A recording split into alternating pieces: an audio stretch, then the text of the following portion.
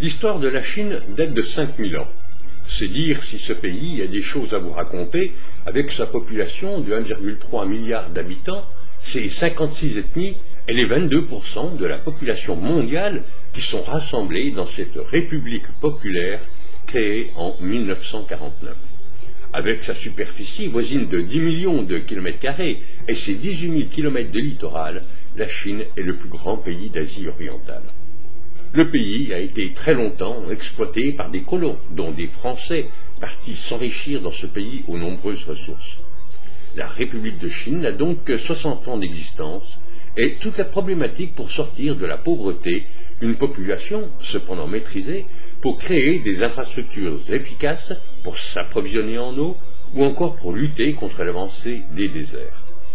Les besoins énergétiques sont aussi un souci pour les autorités qui ont su depuis quelques décennies installer un développement économique particulièrement remarquable. Bien des inégalités perdurent encore, notamment entre les grandes métropoles ultramodernes et les campagnes presque abandonnées. Des critiques abondent de la part de nos démocraties, lesquelles, cependant, comme la France, laissent de 10 à 15% de la population dans une grande précarité et de nombreux sans-abri qui vivent le long des routes et des périphériques de nos villes. Les dirigeants chinois ont en charge 1/5 de la population mondiale. La démocratie, plus aisée à mettre en place dans nos sociétés occidentales, n'est pas encore installée en Chine, mais chacun peut désormais y entreprendre pour améliorer ses conditions de vie. Nul doute, lorsque ce pays aura surmonté l'essentiel de ses difficultés matérielles, des libertés seront accordées.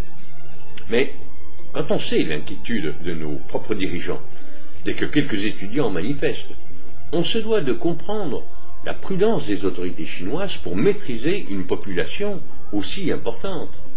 Cette remarque n'exclut cependant pas les exactions commises par le pouvoir chinois. Vous l'aurez compris, on ne se rend pas en Chine avec des idées préconçues. Il faut y partir à la recherche de souvenirs inoubliables, de traditions anciennes, de sites naturels, faits de montagnes magnifiques, de lacs superbes. Il faut y partir à la découverte d'une architecture raffinée. Il faut s'y imprégner de toute l'histoire de ce pays, aux 1000 facettes, aux 1000 couleurs, aux 1000 saveurs. Des déserts et des chameaux, des plateaux immenses, la muraille de Chine, les buildings de Shanghai, les centres commerciaux de Hong Kong, les casinos de Macao. Partez pour la Chine, qui est la plus grande boîte à surprises du monde.